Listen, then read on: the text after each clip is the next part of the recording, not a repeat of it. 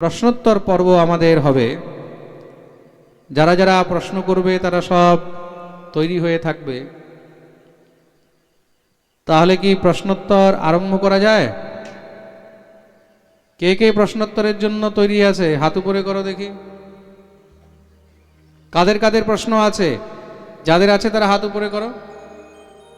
আচ্ছা, ঠিক আছে, তাহলে প্রশ্নোত্তর আরম্ভ করা হোক। হ্যাঁ, শুরু করা হোক কি না? জোরে বলো, প্রেম সে বলো। যাদের যা প্রশ্ন আছে, মাইক কোথায়? যাও, একজন কমিটির কেউ মাইক নিয়ে চলে যাও। যাদের প্রশ্ন আছে তারা নিজে নিজের হাত উপরে করবে। আমাদের প্রশ্নোত্তর পর্ব আরম্ভ হচ্ছে। একবার সবাই প্রেম সে বলো। কার কার প্রশ্ন আছে হাত উপরে করো দেখি। আমি বলবো, আমি যাকে দিতে বলবো তাকে দেবে। এই যে সামনে মাতাজি এখানে বসে আছে, ওনাকে দাও। দাঁড়িয়ে, নিজের জায়গায় দাঁড়িয়ে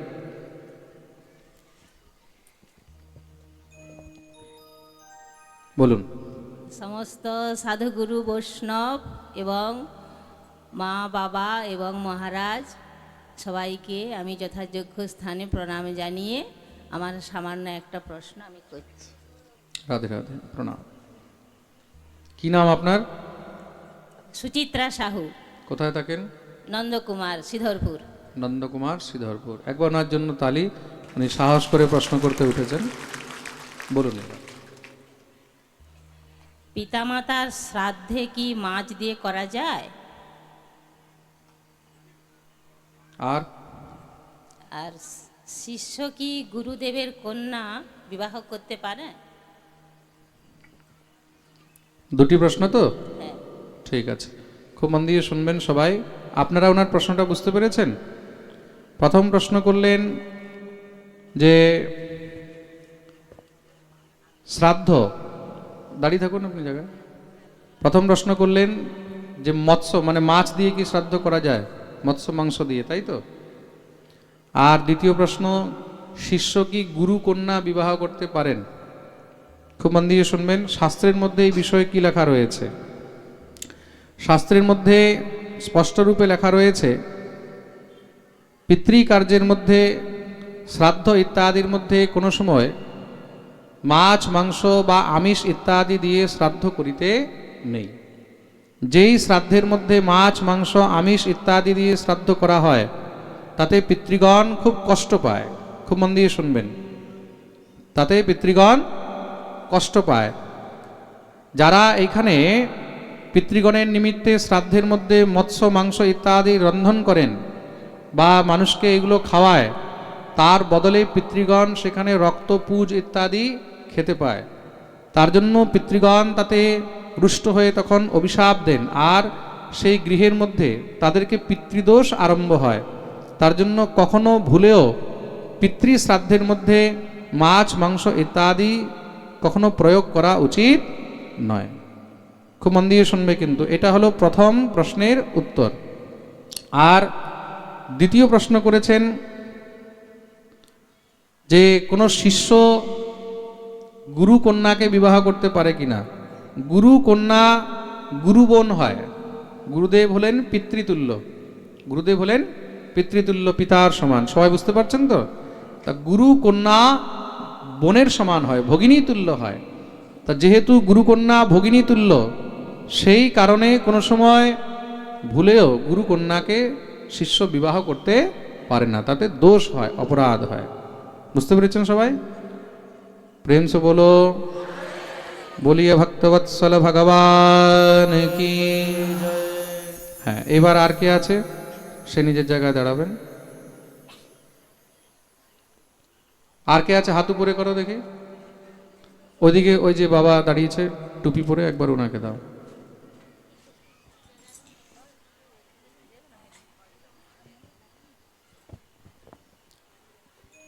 জয় নিতাই।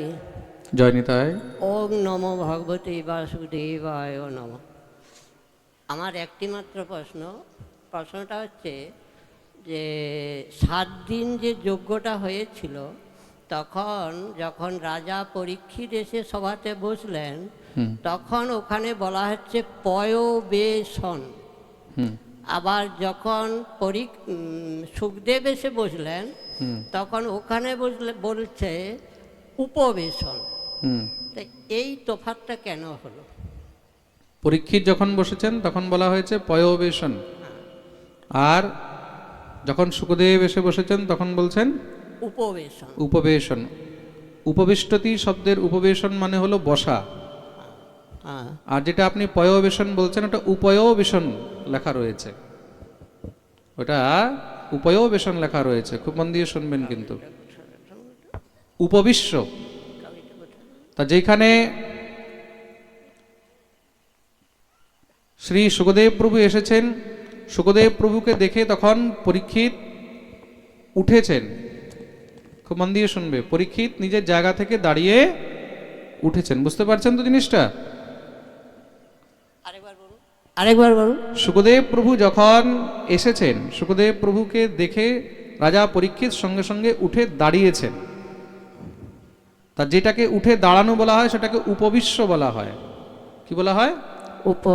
উপবিশ্ব। তা উপবেশন করেছেন, সেখানে দাঁড়িয়েছেন। আর তারপরে শ্রী সুখদেব প্রভু বসেছেন।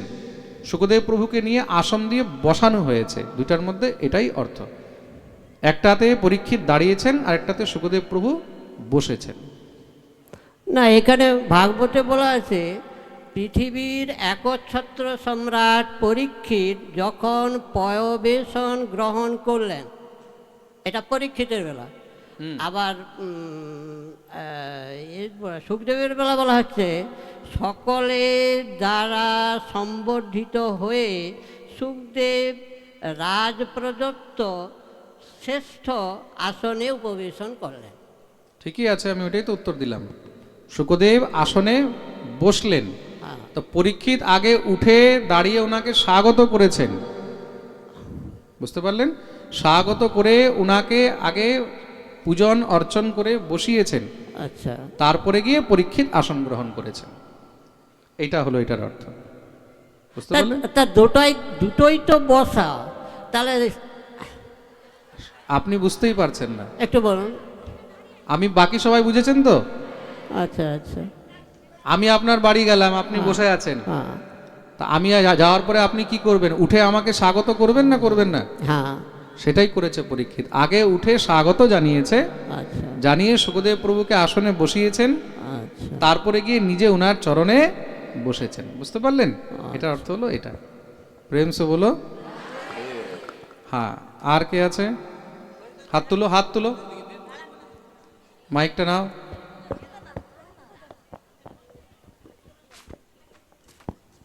ওইদিকে, ওই যে পিছনে একজন ভক্ত আছে, ওইদিকে নলে পিছনের ভক্তরা পাবে না।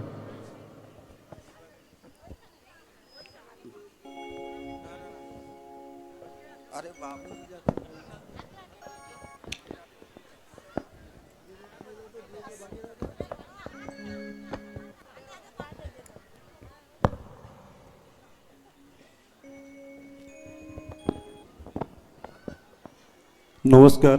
নমস্কার। উপস্থিত মহারাজ সহ সকল সাধু গুরু বৈষ্ণবদের আমার শতকোটি প্রণাম। আমার দুটি প্রশ্ন আছে। দামোদর মাসে, আপনার নাম কি? আমার নাম চন্দন দাস অধিকারী, বাড়ি জগৎপুর। আচ্ছা আচ্ছা, বলুন।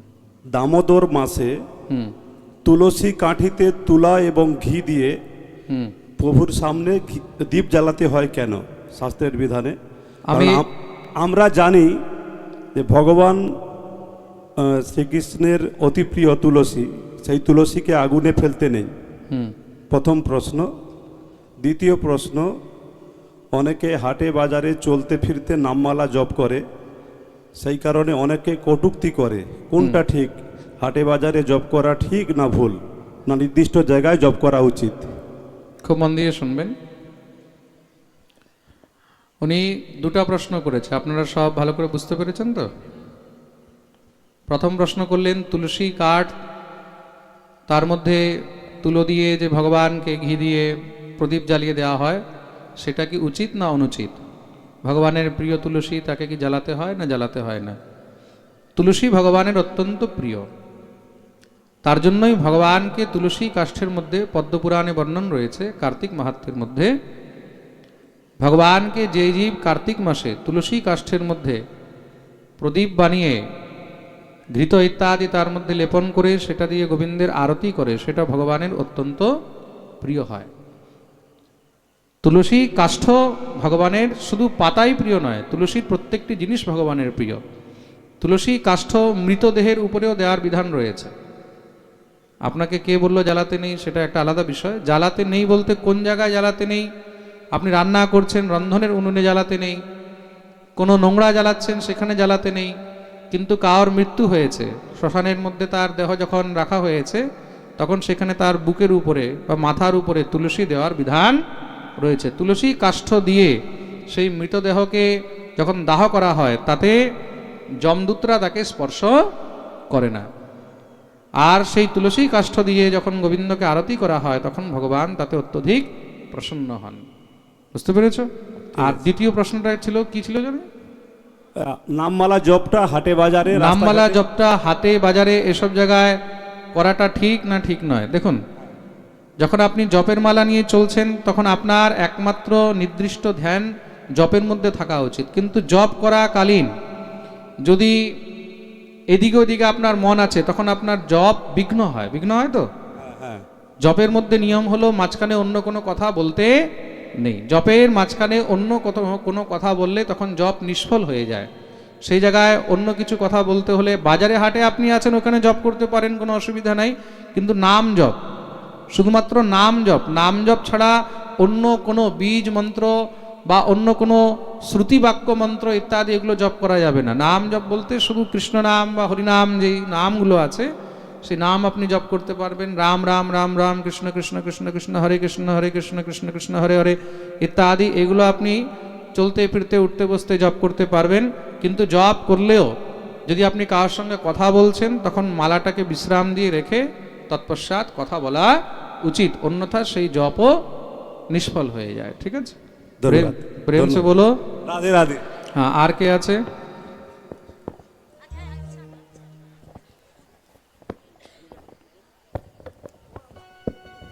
হরে কৃষ্ণ। সকল সাধু বৈষ্ণব গুরুচরণে আমার প্রণাম। কোথায়? কৃষ্ণ ভক্ত অনুরানী ও অনুরাগীগণদের চরণধুলি মাথায় নিয়ে আমি একটি প্রশ্ন করছি, যেটা হলো যে আপনার নাম কি? আমার নাম খুকু জানা, কোথায় থাকেন? গ্রাম চাঁপি। বলুন। গুরু ব্রহ্মা, গুরু বিষ্ণু, গুরুদেব মহেশ্বর, গুরু রেব পরম ব্রহ্মা না হয়ে ব্রহ্ম হলো কেন? ব্রহ্মকে, পরম ব্রহ্মকে। দেখুন, গুরু ব্রহ্মা, গুরু বিষ্ণু, গুরুর দেব মহেশ্বর, গুরু সাক্ষাৎ পরব্রহ্ম, তস্মৈ শ্রী গুরুবে নমঃ বলা হয়েছে তো। হ্যাঁ, আপনি বলছেন পরব্রহ্ম কে? কে? ব্রহ্মা, বিষ্ণু আর মহেশ্বর, এদের উপরে হলেন পরব্রহ্ম। আর পরব্রহ্ম হলেন একমাত্র ভগবান শ্রীকৃষ্ণ। পরব্রহ্মকে শ্রীকৃষ্ণ। শ্রীকৃষ্ণ। তাই এখানে পরব্রহ্ম বলতে শ্রীকৃষ্ণই বলা হয়েছে, গুরুই হলেন এদের রূপ। প্রেম সে বলো। রাধে রাধে। ঠিক আছে, আর কেউ? এদিকে, এদিকে দাও মাইক, ওদিকে আর দেবে না, পিছনের দিকে যাও, পাস করো, এদিকে দাও তাড়াতাড়ি দৌড়ে। একবার সবাই বলো বৃন্দাবন বিহারী লাল কি। দাও, এদিকে দাও।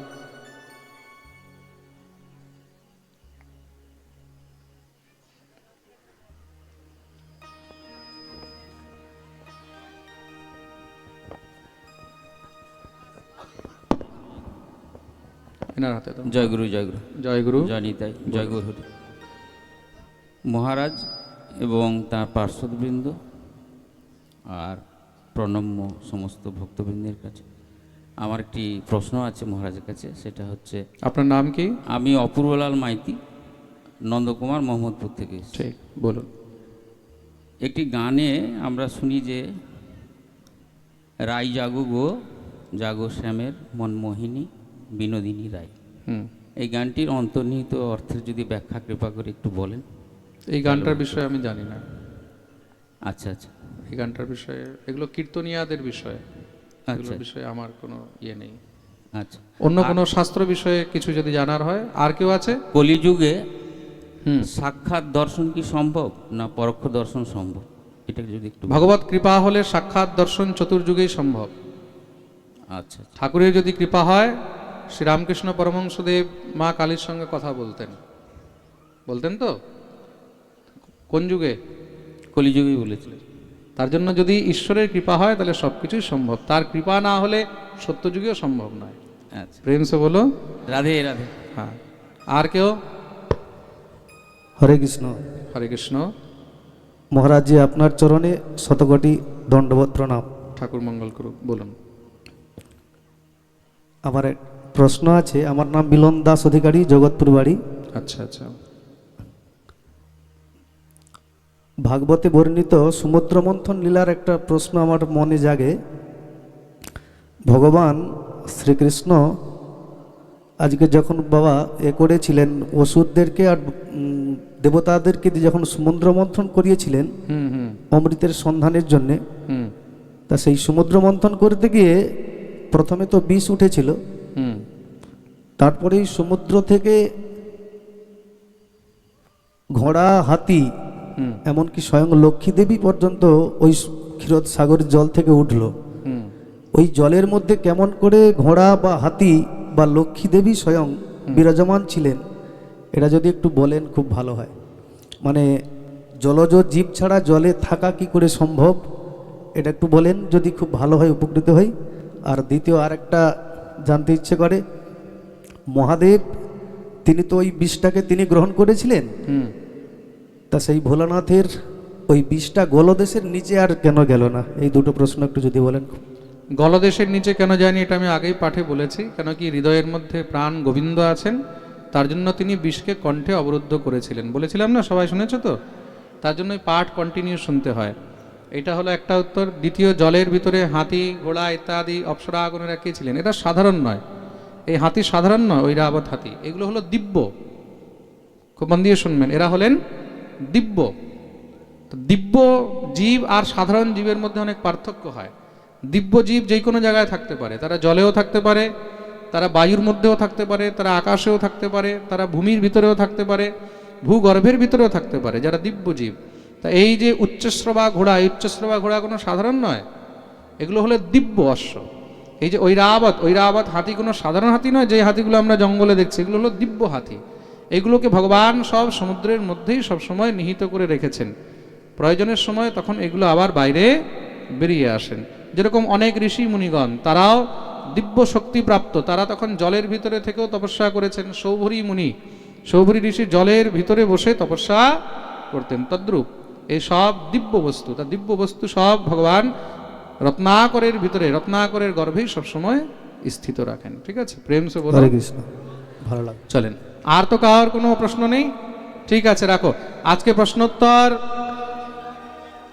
হ্যাঁ, আরো এদিকে দাও, দেখো বাবা, আগে এগুলো হাত তুলে না, এখন গিয়ে আসছে। হ্যালো, মহারাজের চরণে সহস্র সহকোটি প্রণাম জানিয়ে আমি কয়েকটা কথা বলতে যাচ্ছি। মহাভারতে যুধিষ্ঠিরের 5 ভাই, এই 5 ভাইয়ের মধ্যে কেবলমাত্র ভীমের পুজো হয়, আর 4 জনের পুজো হয় না কেন? মহাভারতের 5 জন পঞ্চপাণ্ডবের মধ্যে ভীমের পুজো হয়, আর 4 জনের পুজো হয় না কেন? হ্যাঁ, তো ভীমের কোথায় পুজো হয় দেখাও আমাকে। আমাদের এই মর্তধামে তো হচ্ছে, এখানে কোন জায়গায়? এই সব জায়গায় করা হচ্ছে। আমাদের এখানে সবার পুজো হয়, যুধিষ্ঠিরেরও হয়, অর্জুনেরও হয়।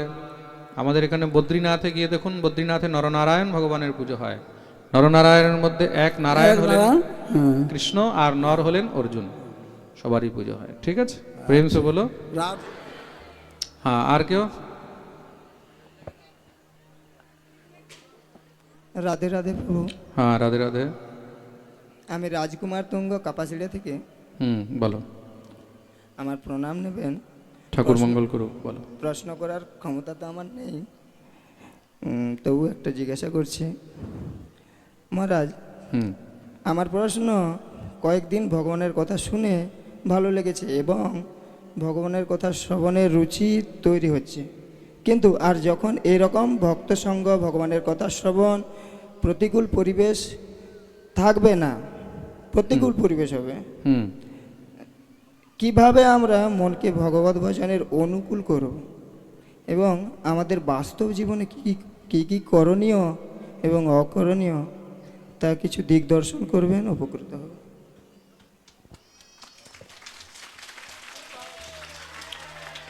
খুব ভালো, আরেকবার বলো, স্পষ্ট করে বলো। ঘাবড়াচ্ছ কেন, ভয় পাচ্ছ কেন? ভয় পাচ্ছি। আরামসে বলো, রিল্যাক্স হয়ে। যখন এরকম ভক্ত সঙ্গ থাকবে না, আমরা 7 দিন ধরে একটা অনুকূল পরিস্থিতির মাধ্যমে ভক্তিটা করছি বা শুনছি। প্রতিকূল পরিস্থিতির মধ্যে করছো না এখন? অনুকূল, এখন অনুকূল। ঠিক আছে। এবার যখন 5-7 দিন পর প্রতিকূল পরিস্থিতি কখনো কখনো হবে, হ্যাঁ, সেই পরিস্থিতিতে আমাদের মনকে ভগবত ভজনের অনুকূল কিভাবে করব? খুব সুন্দর কথা। এখন তো পরিস্থিতি অনুকূল আছে, যেহেতু এখন পাঠ চলছে, সবাই আনন্দে আছে, পাঠের চারদিকে এখন কৃষ্ণ নাম চলছে, রাধে রাধে চলছে, তাই তো? আমি তো শুনছি নাকি ঘরে ঘরে এখন রাধে রাধে হয়ে গেছে। তা এখন প্রতিকূল পরিস্থিতি হয়েছে। দেখো পরিবেশ নিজেকে তৈরি করতে হয়। পরিস্থিতি এখন অনুকূল পরিস্থিতি হয়েছে, তো পরিস্থিতিকে নিজে তৈরি করতে হয়। পরিস্থিতি অনুকূল প্রতিকূল কখনো হয় না। পরিস্থিতি আমাদের মনের হিসাবে অনুকূল, মনের হিসাবে প্রতিকূল। তা এই যে পরিবেশ আমরা তৈরি করলাম, এই যে পাঠ এখানে আয়োজন হলো, তা এইভাবে অনুকূল পরিস্থিতি রাখার জন্য সব সময় শুধু এইভাবে যে পাঠ হয়েছে, এই পাঠ হওয়ার পরে বন্ধ হয়ে যাবে তা নয়। এবার থেকে ঘরে ঘরে সিস্টেম শুরু করে নেবে। প্রত্যেক পাড়ায় পাড়ায় সপ্তাহে 1 দিন করে সবাই সেখানে হরিকথার আয়োজন করবে। রাধে রাধে। সবাই ঠিক করে নেবে, অমুক সপ্তাহে অমুক দিন অমুকের ঘরে হরিকথা হবে, একজন পাঠ করবে, 50 জন বসে শুনবে, কন্টিনিউ একদম নিতরাম পিবত্তম, নিত্য এই রসপান করতে থাকবে। তাহলে আর কখনো প্রতিকূল পরিস্থিতি হবেই না। প্রেম সে বলো। চলুন, আজকের প্রশ্নোত্তর সংখ্যা এখানে আমরা বিশ্রাম দেব। বলিয়ে বৃন্দাবন বিহারী লাল কি জয়। আমি একটা জিনিস এখানে আপনাদেরকে বলছি, খুব ভালো জিনিস। আমি এটা একটু খুঁজছিলাম, শ্রাদ্ধের মধ্যে এই বিষয়টা নিয়ে অনেকের অনেক রকমের জিনিস থাকে। তো আমি যে এরকম ওনাকে বললাম মৎস্য মাংস ইত্যাদি শ্রাদ্ধে একদম বর্জনীয়, তার থেকেও উপরের জিনিস কিন্তু এখানে লেখা রয়েছে। একটা জিনিস আপনাদেরকে বলে দিই, শ্রাদ্ধের মধ্যে এতটুকু পর্যন্ত লেখা রয়েছে, যদি কোনো নপুংসক অপবিদ্ধ মানে যাদেরকে মহাপুরুষগণ ত্যাগ করে দিয়েছেন, চণ্ডাল, কোনো পাখণ্ডী, রুগী, মোরগ হয় না মুরগা, বা কুকুর, বা কোনো ন্যাংটা ব্যক্তি, নগ্ন ব্যক্তি, বাঁদর, শুয়োর, রজস্বলা স্ত্রী বা শৌচ ইত্যাদি যুক্ত কোনো জীব যদি শ্রাদ্ধের খাবারের দিকে তাকায়, যদি তাদের দৃষ্টিও পড়ে, শুধু দৃষ্টি পড়লেই কিন্তু সেটা শ্রাদ্ধে বর্জন হয়ে যায়। দেবতাগণ বা পিতৃগণ সেই বস্তু কখনো গ্রহণ করেন না। প্রেম সে বলো। বিচার করে দেখো, শ্রাদ্ধের মধ্যে যে খাওয়া দাওয়া হয়, শ্রাদ্ধের মধ্যে যে পিতৃগণকে অর্পণ করা হয়, সেগুলো কতটা পবিত্র হওয়া উচিত।